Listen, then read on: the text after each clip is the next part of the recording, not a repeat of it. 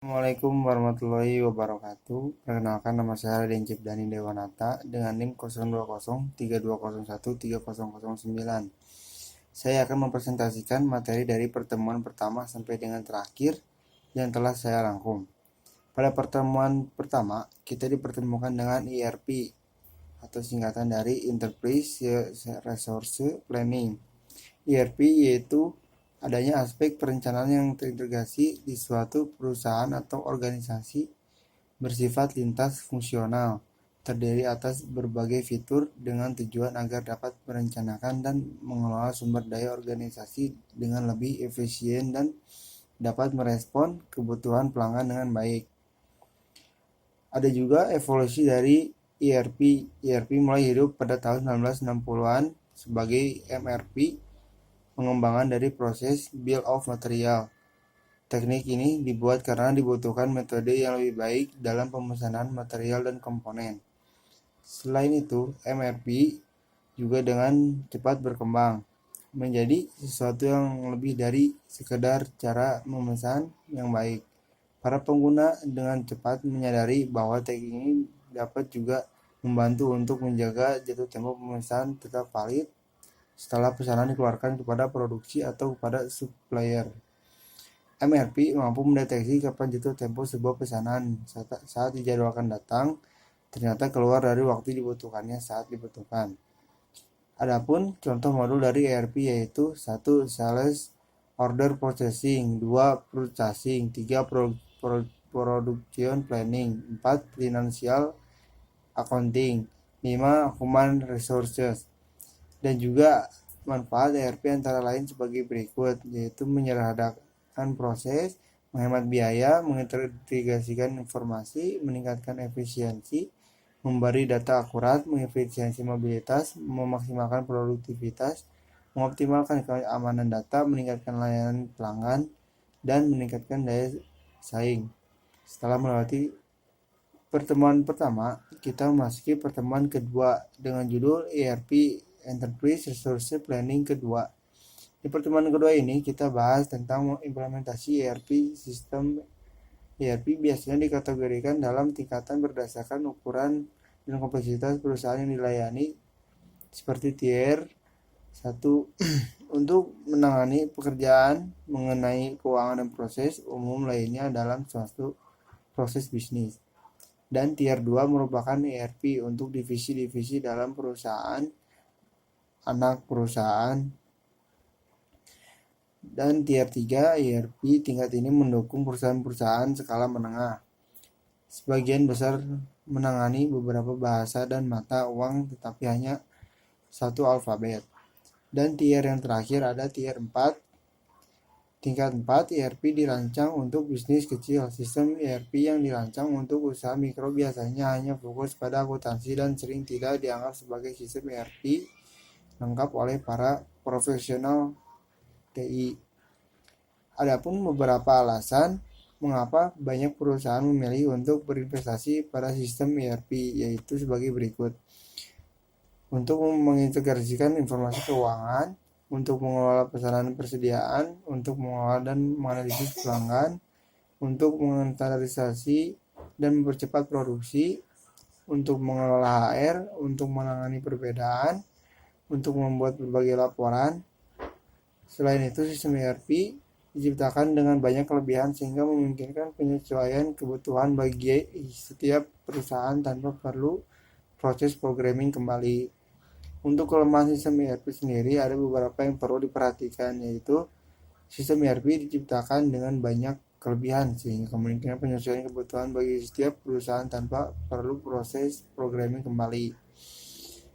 Terus kedua, perekayaan kembali proses bisnis untuk menyesuaikan dengan standar industri yang telah dideskripsikan oleh sistem ERP dapat hilangnya keuntungan kompetitif.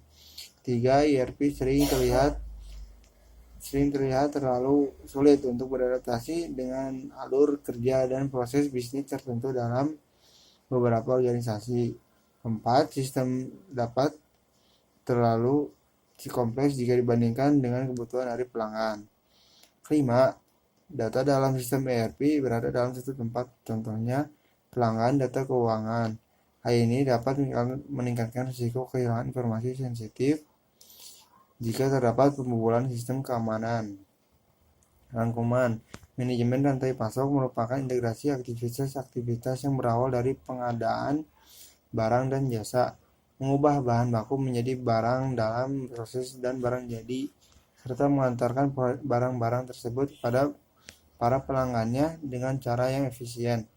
Di samping itu, perlu juga diketahui berbagai sifat pergerakan rantai pasok untuk berbagai persediaan. Maksud dari persediaan adalah beberapa jenis yang barang disimpan di gudang mempunyai sifat pergerakan yang agak berbeda satu sama lain, sehingga panjang pendeknya rantai pasok juga berbeda tergantung dari metode pemenuhan bahan baku maupun metode inventory yang dipilih oleh pelaku bisnisnya. Supply chain management, bagian kedua, kinerja manajemen rantai pasok. Ulasan mengenai kinerja manajemen rantai pasok akan dimulai dengan pengelolaan aliran rantai pasok dan karakteristik produk. Pengukuran kinerja rantai pasok seringkali dikaitkan dengan pengukuran kinerja keuangan perusahaan, yaitu bahwa pengukuran kinerja rantai pasok dapat dinilai berdasarkan perubahan nilai-nilai pada beberapa ukuran keuangan perusahaan yang berkaitan dengan rantai pasok. Mengelola aliran rantai pasok. Untuk mengelola aliran barang dan jasa dalam rantai pasok, pertama-tama yang harus diketahui adalah gambaran sesungguhnya dan dilengkapi mengenai seluruh mata rantai yang ada, mulai dari mata rantai pertama sampai terakhir. Dalam perencanaan aliran rantai pasok akan semakin kompleks saat pelaku masing-masing terhadap tahap mempunyai pelaku tambahan, misalnya distributor mempunyai subsidi distributor untuk daya tertentu maupun untuk tujuan efektivitas pemanasan. Dengan demikian, pola pikir perancangan aliran rantai pasok juga harus mempertimbangkan kompleksitasnya, terutama dalam melakukan kontrol secara efektif, sehingga akan didapatkan suatu alir produk yang dapat dimonitor dengan baik dari pengadaan bahan baku sampai pada penyerahan produk ke pelanggan.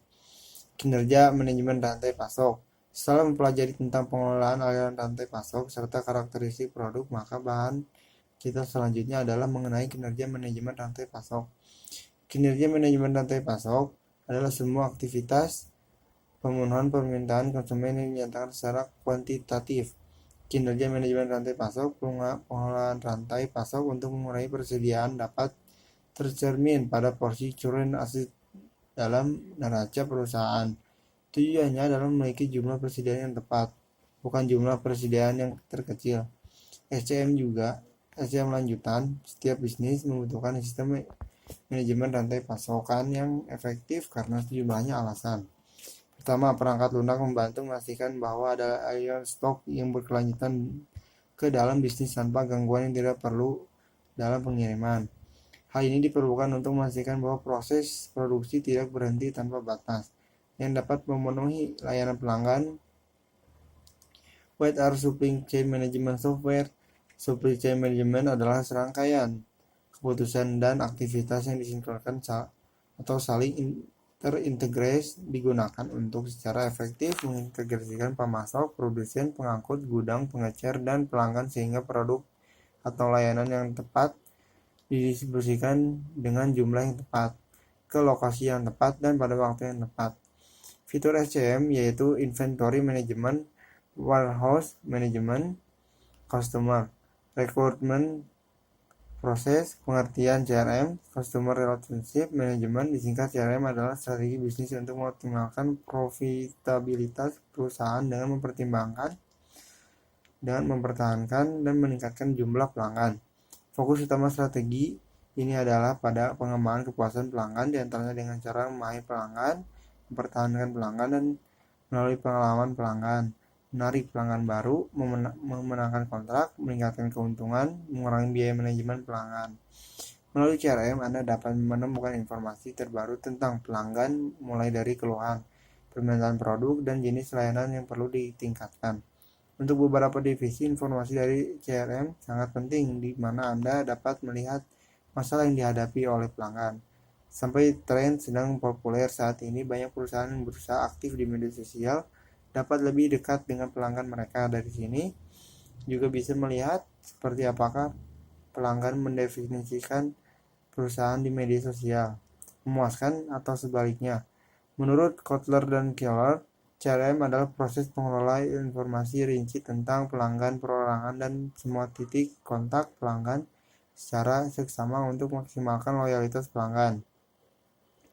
Dalam implementasinya, komponen utama manajemen hubungan pelanggan adalah Salesforce Automation atau yang disingkat SFA.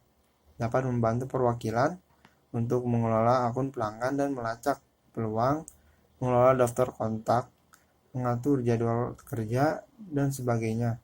Tujuan dan manfaat CRM, tujuan Customer Relationship Management adalah sebagai berikut: menggunakan hubungan yang sudah ada untuk meningkatkan pendapatan, menggunakan informasi yang terintegrasi untuk pelayanan dan yang memuaskan, menciptakan saluran proses dan prosedur komunikasi yang konsisten dan berulang.